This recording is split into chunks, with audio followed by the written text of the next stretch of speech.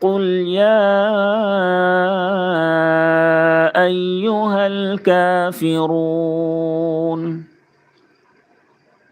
قاف کو جب لام سے ملاتے ہیں تو یہاں پہ عموماً لوگوں کی آواز لوٹ جاتی ہے، جس کی وجہ سے لام میں قلقلہ جیسی آواز ہو جاتی ہے۔ قل یا، قل یا، اس طرح سے آواز نہیں ہونی چاہیے۔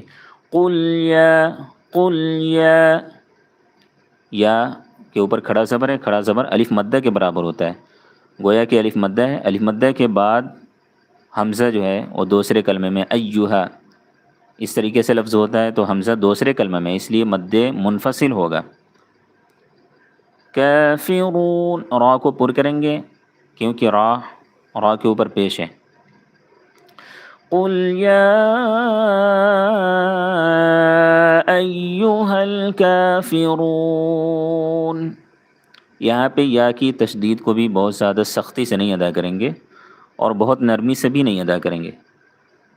کچھ لوگ بہت سختی سے ادا کرتے ہیں، تو یا کی جو تشدید ہے، یا کی ادائیگی جیم سے بدل جاتی۔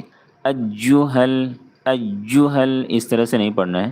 ایوہل، قل یا